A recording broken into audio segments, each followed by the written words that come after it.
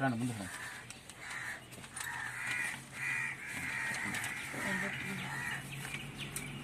video చేస్తున్నా